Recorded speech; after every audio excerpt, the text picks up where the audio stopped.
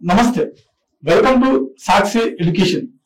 ఆధునిక కాలంలో 7 వింతలు మనకందరికి తెలిసిందే. మరి పురాతన కాలంలో వింతలేంటి?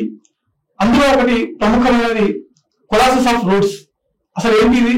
దీని గురించి మనతో చర్చించడానికి ప్రముఖ పోటీ పరీక్షల నిపుణులు, international relations and history subject faculty Manoj Reddy గారు మనతో ఉన్నారు. నమస్తే సార్. నమస్తే.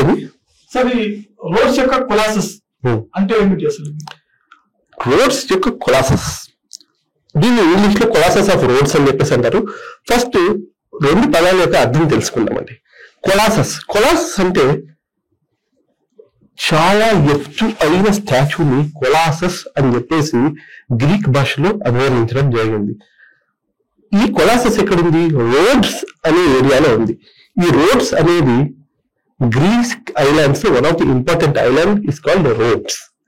సో ఈ కొలాసస్ ఆఫ్ రోడ్స్ అనే స్టాచ్యూ ఒకప్పుడు గ్రీస్ లో ఉండేది.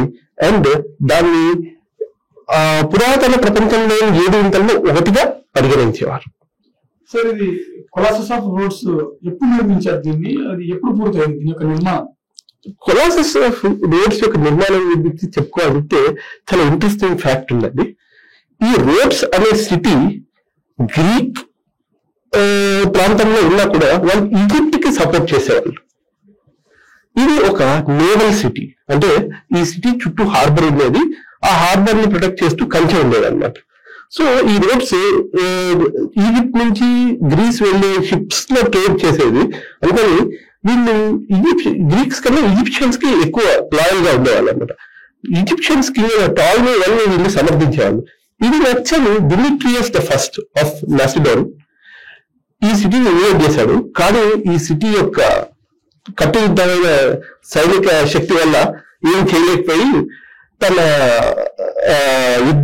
యుద్ధానికి తెచ్చిన మెటీరియల్ ఉంటుంది కదా, అంతా అక్కడ పడేసి వెళ్ళిపోయాడు అనమాట. అదే పడేసి వెళ్ళిపోయారండి.